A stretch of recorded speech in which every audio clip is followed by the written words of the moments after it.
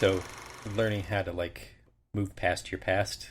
What I mean by that is I need to be the project manager and not like the project architect or the draftsman or whatever. And I just need to manage everybody properly. And sometimes, when you're in the heat of the project or in the heat of the moment, you just want to roll up your sleeves and just do it.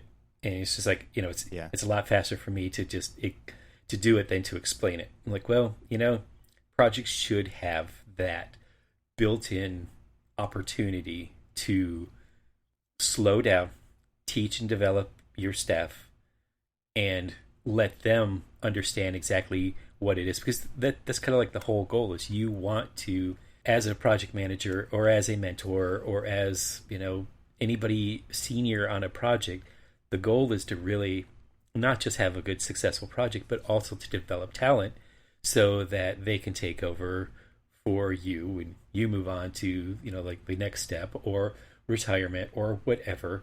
And so having that ability to let go is still something that is something that is in the works with me. For the most part, I feel I'm doing a decent job at letting go, but sometimes I feel that when it gets to the heat of a project, I kind of default back to my safe zone of just like, all right, fine, I'll do it myself kind of thing. And that doesn't do me, the project, or the staff any good of developing them to basically be able to take over a project and do everything else. So yeah, I need to get a little bit into the works on that one. But so when I say I've got to get past my past, that's what I sort of mean by that. It's a skill that you have to develop. And as soon as you think you're doing it, like you said, I think I'm doing fine at this, you're probably not. Right? Yeah, exactly. I think that's just the telltale kind of lizard brain survival mode kind of thinking that sneaks into this kind of thinking. And it is a skill you have to intentionally develop. And it's kind of like meditation. Like the whole goal of meditation is to notice the things passing through your brain, but just sit back and notice them and not react to them. Yeah. We get caught up in this reaction mode to so many things, and so much so that we don't even realize how much we actually do it. So when you say, I think I'm doing okay at this, we're probably failing miserably at this. Yeah, you should stop. In the grand "Am scheme I?" of things, because you're right. Like if you want people to develop skills over time to be the person who replaces you, or however you want to say it, moves to the next level, they have to be able to think for themselves and act on their own and make mistakes and correct them. Like that's called learning, right? Yeah. And that active mistake making while you're just guiding is called leadership, right? And that is helping them develop that skill, because if you just grab it right back and say, I'm going to do it my way anyway because I can get it done faster. Well, you've just prolonged the cycle, right? That's all you're doing is you're just dragging it out to take longer so you get to retire later. Exactly. You say that, and I was just thinking to myself that, like, so often projects tend to be more reactive, and that's usually what happens. Is that like everybody kind of defaults back to their comfort zones at a point in a project. Sometimes everybody just says it's about the success of the project and kind of foregoes a lot of the other goals that we've set for the project, whether it's staff development or leadership development or whatever. When we're looking at the schedule, we're looking at deliverables, and we're looking at things like that we really need to, we feel like we're either behind on or nose to the grindstone kind of thing.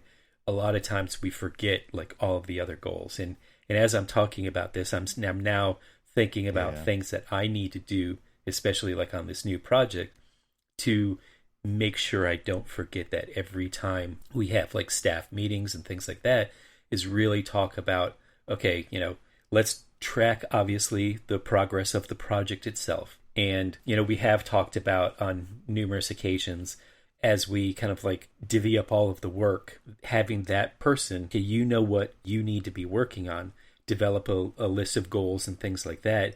But I think now aligning those goals of the project to the goals of professional development is really our next step in making sure that it truly is a successful project, and not just a project that is successfully out the door, but one that is a truly successful project. Yeah, not just the deliverable portion of the project. That is one piece of the project.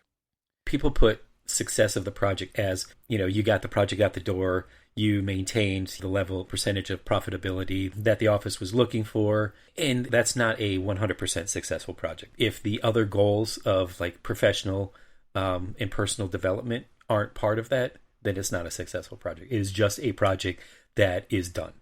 I could not agree more, because the issue that I see that is fundamentally flawed in this profession is there's way too much emphasis placed on that photograph of the final project or that pull quote from the leadership of how successful it was. Yes. Rather than all of the other pieces of the puzzle that actually made it happen. Because if it really truly is only about the delivered project, you're foregoing so much opportunity on the internal side of things to make people better so that they can do the next one better, which should be a major part of the goals of the system.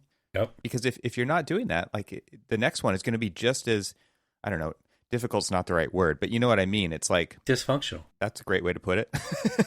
It is. And we're okay with that to some extent, but wouldn't the goal rather be to get it less and less so that it is more and more of a joy to come to work and work on the types of projects, because you have that personal satisfaction that things are getting better, that you are leveling up, that everybody on your team is leveling up. I always go back to like the analogy of just being a parent. It's like your kids are going to make mistakes. It's a given. Everybody's going to make mistakes. And I feel like in the profession, the visual that people get when they make a mistake is that somebody's standing there with the gallows, like ready to chop your head off as soon as you're found out.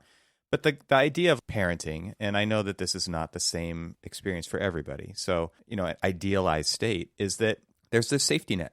Kid makes mistakes, parent catches gently and then guides and pushes and pulls and gets you going in the right direction. Hopefully, like that's an idealized visual, I know, but that's what it's all about. Is like it's not about failure and getting your head chopped off. It's about failure, learning from that, and then doing it better the next time together, and having that kind of feeling of having a safety net and feeling that we are in this together, that I think is missing from so much of the general perception. And this is what happens when you're in school. You're in school, you do a crappy job, the jury rips you to shreds.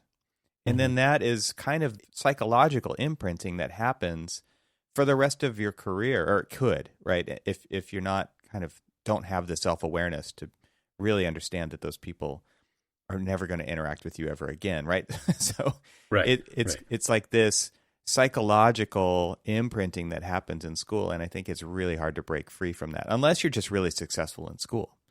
Well, but I was thinking about it as you were talking. It's like one of the things that we as professionals need to do as we move into any new project is plan for those failures, plan for those mistakes. Because one, we're fooling ourselves if we come up with a concept and we're one and done. We are going to have to do things over and over again, or try multiple different options so that we get it right, test fit it, and all these other opportunities.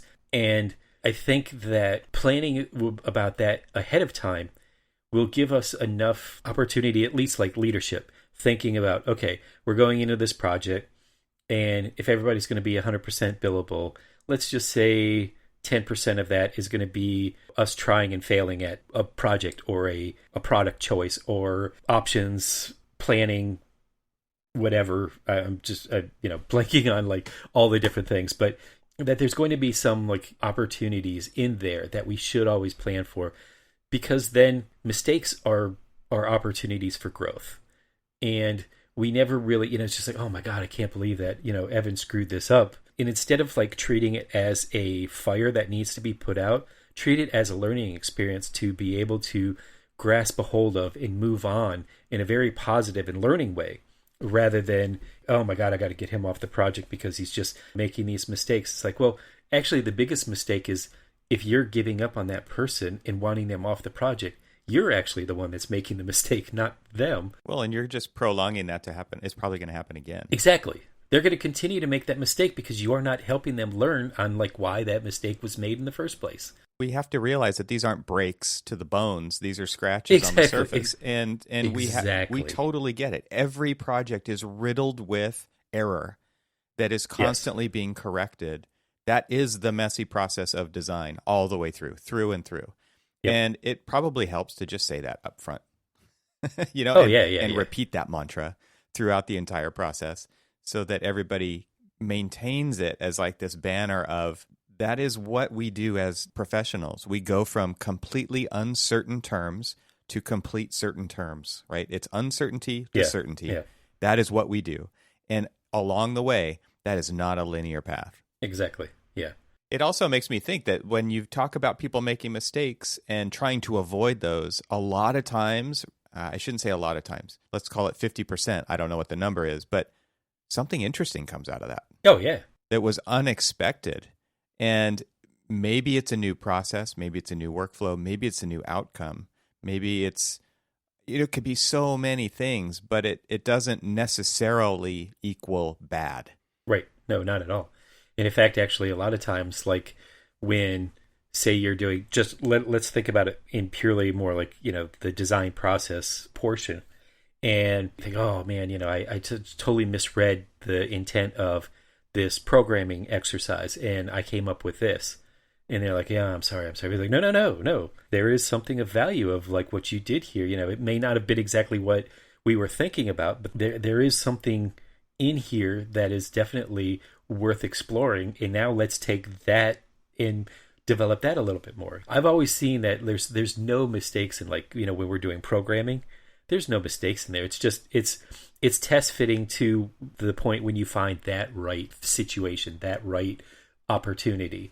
And a lot of times, I mean, hell, remember when we were in school and you did like rolls and rolls of trace on plans and sections and elevations until you got one that felt right. And you'll get to that point where you feel right. It is an iterative process that has no defined endpoint. And so design could go on forever, but you have to call it quits at some point, right? You have to be able to kind of, as the leader of the team, see where that is and keep your thumb on the pulse the whole time. Because if you don't, it can get out of hand. But really, I think you're right. Like there are innumerable layers of trace possible.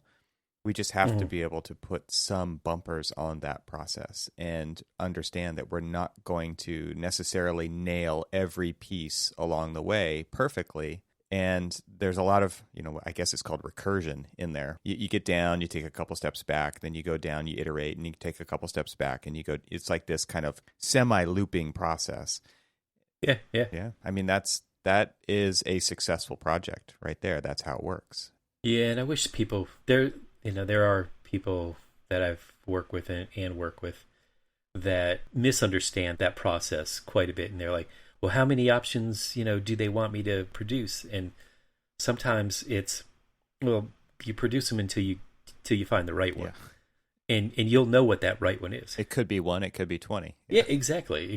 I mean, you may like feel like you've come up with the right one the first time and, go through the whole test fitting and precedents and everything else of just like trying to like see if like is my first idea based off of like maybe some of these ideas that I found elsewhere, and then I try to redraw and all this other stuff, and you might loop back around to that one, or you might go off to like the multiverse of other options. That just makes my head hurt. Exactly. How are we going to connect all these in the future movie? Yeah. If you think about it, like if you like liken it to the Marvel cinematic universe, I mean, it really is. It's like you got to sort of like plan all of this stuff out. It's like planning a project is like planning out like a series of 15 movies. It's like, okay, this seems to be like this really wild tangent, but how do I bring it back to like the end game? Oh, that was horrible. Boom. I don't even know where we go from there. Yeah. I don't Completely know. Derailed with a Marvel pun. Exactly. I'll tell you. So last night I get a text with some photographs, and then a phone call like shortly after. I didn't even actually have time to like respond to the text before I got a phone call from a friend who had kind of like almost. So I guess I'm, have this like growing reputation of being kind of like one of the office mechanics. And shade tree. Yeah. So I've had people in the past say, hey, I know that you work on cars, and I just took my car to the shop, and they said this was the problem, but this was what it's going to cost, and it's just like, it's insane. You need to start a new little consulting corner. Yeah. Cormac's consulting corner for car repairs. Yeah, Cormac's Cars. So it was interesting is because, on that one first example of, this one person that was working with me on a project, she was, she had some issues with her car. She took it to this place, and they like charged her this exorbitant amount of money for something that if you and I were doing it, it would be, relatively cheap to fix. You buy the part, it's a relatively accessible area, but the cost that they were charging is crazy. And I was like, well, if you buy the part, I can come to you, or we can find a place to go, and I can fix it for you. Wait, you're mobile? You're gonna... I'm mobile, You're man. a mobile repair service? But they were just like, oh, it's too late. I already did that. I'm like... Well, here you go. This is a perfect example of failure in action. You can gently correct and say, next time, here's what you can do. Exactly. Exactly. But it's so funny. It's just through like my conversations with people, I've become like the advice corner for automotive maintenance. This sounds like a great hobby and way to distract yourself from the work, because I think you need that. I wonder if I could like capitalize on maybe doing like a architectural and auto body office. There you go. You could do, a mashup here. Sounds in order. I actually need to pretty soon do a water pump and timing belt replace on my car, because I've got close to 200,000 miles. And I'm thinking, could I do this myself? I've never done a timing belt before. I was going to say, I'll tell you. It's one thing if you screw it up, it's bad, right? Yeah. If you were going to do it on your Datsun Roadster, I would say do it, because it's a timing chain. It is very simple mechanisms versus if you have ever watched a show or a YouTube video or something about today's timing belts and the timing system that they have in there. It's usually like, if it's like a straight cylinder, it's pretty straightforward.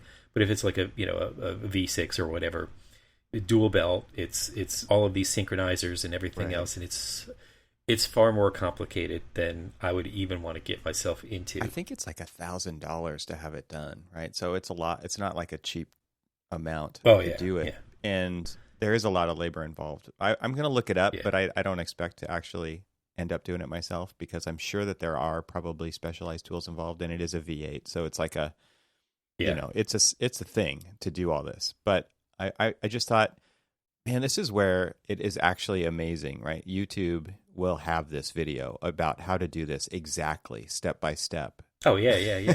And wow, it's not like the old Hayes manuals that we're used to from the past.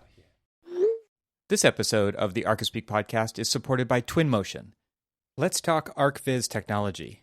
Powered by the near-limitless Unreal Engine, our friends at Twinmotion offer a fast and easy way to produce stunning real-time visualizations and immersive experiences for your clients. Twinmotion gives you the tools you need to make faster decisions and relay information to your clients in a way that instantly speaks to them. Breathe life into your scene by changing the season, the weather, the time of day, just by moving a slider, immersing your client in a way that they'll love and, more importantly, be able to truly picture themselves in. Seriously, it's that easy. You have to try it to believe it. So why not share your design with stakeholders in collaborative reviews and edit your scene together? I'm a huge fan of this.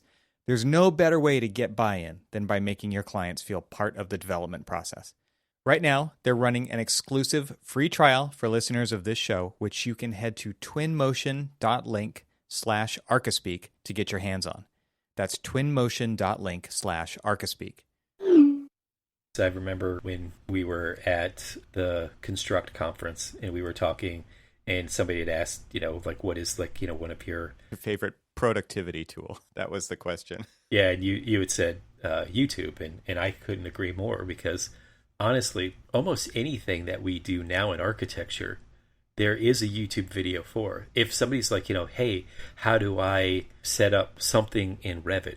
There is somebody out there that has done it and made a video and posted it for you to learn for free how to do that particular thing. Yeah, the hard part's just finding the right one. Well, exactly. That is true. Because remember when we were talking about me replacing the temperature gauge?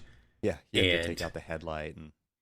And I had to take like all sorts of different parts out of the way for it. But there was so many different people who had a different take on it. There were people who were taking like the front grill assembly off and, like the whole front clip out to just be able to get to that part. And there was one dude, little shade tree mechanic guy that was like very just straightforward about the thing. He was like, I'm not going to lie to you. It's difficult, and you're going to have to contort yourself to the point of like, almost pain to get to this thing. But this is how you do it. And literally, like, it went from basically one option was disassembling the entire front of the car to being able to just like, contort your hand enough and pull one wire out of the way, or like one wiring harness out of the way to get to it. But to be able to do that in architecture, I mean, there's people out there that you're right. It's just like trying to figure out how to find the right video or something like that. Why isn't there more of this for architecture? There is, though. There is, but there again, really is. It's not structured, and it's not. No. So this is the issue, right? Is every company does things a little differently, but they do it their way, right? Like that, you can't deny that if you go to YouTube and you find one way to do it, there is probably a good chance that the way they're going to show you is not the way that the BIM manager would have told you to do it in your office. Yeah. So there's that. So what, and I guess what I'm getting at is firms don't take the time to capture this knowledge, and we rely on data a lot when we're working on projects. And I think one of the things that my day job, we're making the distinction is between knowledge and data. Knowledge equals all of these other things, experience. Mm-hmm. I've done it, X many times before. I've done it X many ways before. I've all these different permutations. Here's what I found works. Here's what I found doesn't. Here's what I know that could lead us in a direction to find out. We suck at capturing that stuff. And I think we're further hurting ourselves with these utilization ratios and utilization at all, right? It's like you are going to be 90% billable on this project, or you're going to be 100% or whatever the number is, because you still have to fit that learning in, and it doesn't necessarily cleanly fit. And not only that, but it doesn't only benefit or impact that project. So it is a weird kind of system that we've set up and agreed to work within. I think most firms do it exactly the same way. And at the same time, we don't capture this stuff so that we can disperse it throughout the workforce within our organization to be better at this stuff. It's like, go find it. Hopefully it's right. If it breaks it, nobody will notice on this project. Kind of a mentality. It's pretty messed up when you think about it. And at the same time, like, we just don't think about it because we're so busy getting this project out the door so that we can move on to the next project. Yeah. So now to kind of like bring it home to my initial comment of getting past my past. And maybe it's not necessarily getting past your past, but using your past and figuring out how to capitalize on that past successes and failures to be able to improve the way you do things in the future or the now, and how you're able to like capture that as a usable tool for productivity, for education, for staff development in the future. So like, you saying that it's like that firms don't really capitalize on the experience and knowledge and things like that they're just basically kind of like doing a project to project kind of thing. But how do you like capture, kind of like these, tech talks or whatever as a resource or a library of, hey, here is how the firm has agreed upon doing code research so that we reduce our liability, we do a thorough job at research. We do very similar buildings, and so very similar buildings are going to have very similar code researches that are going to be required. And so why not have kind of like a lecture that's videoed that somebody gives about how to do code analysis or analysis of the ADA or something like that is going to be applicable to almost, let's just say 90% of the projects that come out of the firm, and utilize that as a usable, searchable watchable tool that then benefits the entire office, so that you're able to grow people in. And sometimes it's not all the time do you have the opportunity or the time to like sit down and like instruct somebody on it. So you just send them the link. It's just like, this is what I would be telling you. Yeah. I had a recording with Ellen Bensky. She's the CEO and CFO of Turner Fleischer Architects in Toronto, Canada. And she, I sat in a couple of her classes at Autodesk University a few years ago, and that's when I was first introduced to her. But the whole idea of this being an operations problem is very real. I mean, this is something that I don't think enough firms are trying to take advantage of. But we were talking about this idea specifically, and they basically have instilled a learning culture in their firm. And it's not just a learning culture, but a teaching culture inside of their firm. And so her job as CEO, she describes this herself, and I'll put a link to the conversation in the show notes, because every firm should be having this conversation. But it's very much an idea around, you can't have people on projects worrying about this. You have to have somebody who is not tied to a billable utilization chart, like their corporate level or overhead, dirty word in our practice. Yeah. Be dedicated to this, because they have to be able to dedicate 100% of their time to do this to be effective for everybody. Right now, we're distributing this task amongst everybody, and everybody does it in a half-assed way because it's not their job. And the project always wins when it comes to its prioritization of time. So if the deadline's there, that's all you're working on. And the deadlines are always there. Like, that's how it works. We constantly set these milestones along the project timeline, and those are the deadlines, and we have to work our asses off until we hit the deadline. Then we can come up for air, and then we can do it again. Right. You've got to have somebody dedicated. And actually, I know a guy who, his name is Adam, and he's a chief knowledge officer at Cunningham Group in Minnesota. But they have offices throughout the U.S. But chief knowledge officer dedicated to figuring this problem out inside Cunningham Group. I mean, this is that serious of a thing for them. And Ellen, going back to Ellen, being the CEO and the CFO, totally understands the return on investment of this issue. This is not something that she takes lightly. She says, we can't afford not to do this. And so there's so much hesitancy around training and hesitancy around, if we teach them and they take that knowledge somewhere else, that sucks for us. And it's like, yeah, but what if you don't and they stay, right? The old cliche about teaching people inside the organization and using billable time to do so. It's an old argument that needs to go away and die hard. This is something that firms have to embrace and help our whole profession level up. And yeah, if somebody takes it and goes somewhere else, it makes somebody else better. That's the overall a net positive. That's how we have to be looking at that. Oh, soapbox. This is my soapbox. I know. Oh, I totally agree. I'd sit there and listen for a while. Do you have a hat that I can toss a buck in? Yes, my hat's out. Well, we have to enable people on our local teams to do this too, right? And so that really is where anybody can start today on this, because the outcomes of it. And I think about a story that this guy that I've followed online for quite a long time. His name is Derek Sivers. He started a company called CD Baby, where my band, we sold our CDs, and that's how we got him into the iTunes store and all this. And it was just this one person company for a while, and then he slowly grew and grew and grew and ended up, years and years and years later selling the company for tons and tons of money. And the only way he was able to do that was because he realized that he was the bottleneck. Everybody came to him with questions on how to do stuff. And I know lots of people who are quote unquote leaders who are this bottleneck in their companies.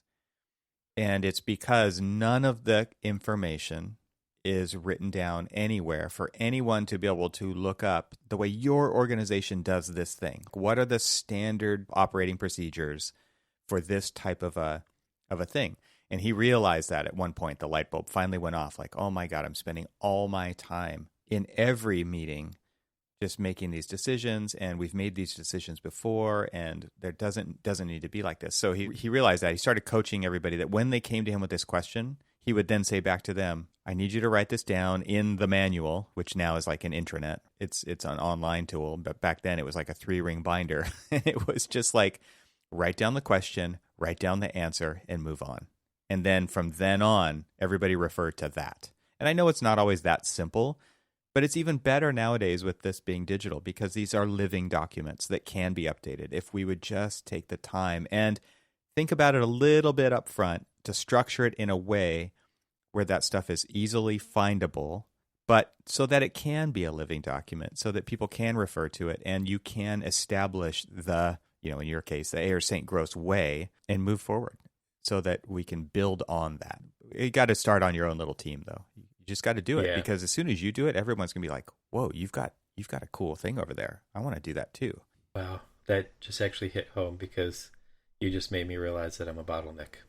And not in a bad, and I don't say that, facetiously either. I'm realizing that the way that just things move so quickly and fluidly that, we don't take the time to develop that opportunity.